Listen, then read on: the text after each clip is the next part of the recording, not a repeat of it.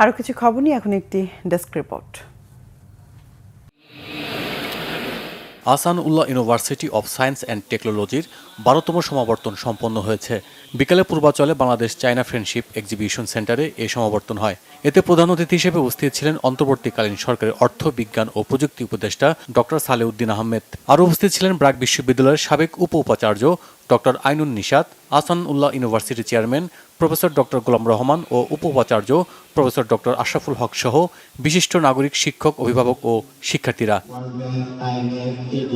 বিএনপির vice chairman advocate Ahmed Azam Khan বলেছেন, দ্রুত গণতন্ত্রে ফিরতে পারলেই জনগণের আকাঙ্ক্ষা পূর্ণ করা সম্ভব হবে।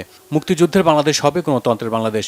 দুপুরে টাঙ্গাইলের বাসাইল উপজেলার মাধ্যমিক, উচ্চ মাধ্যমিক ও স্নাতক পর্যায়ে শিক্ষা প্রতিষ্ঠানের অবকাঠামো উন্নয়ন ও শিক্ষার মান উন্নয়ন বিষয়ক মতবিনিময় সভায় যোগদানের আগে সাংবাদিকদের প্রশ্ন জবাবে তিনি একথা বলেন।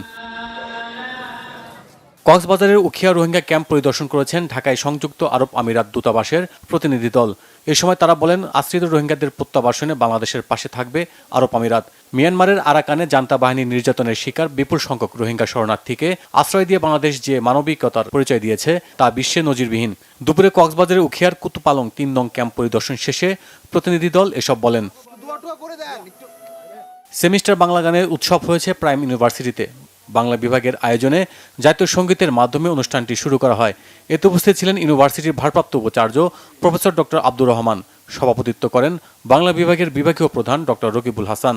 অনুষ্ঠানে গান পরিবেশন করেন শিল্পী শফি মণ্ডল, মুখলিসুর রহমান মিন্টু, মিলন মাহমুদ সরকার, আমিরুল ইসলাম ও শান্তনা মণ্ডল সহ বাংলা বিভাগের শিক্ষার্থীরা। Bangla vision news desk.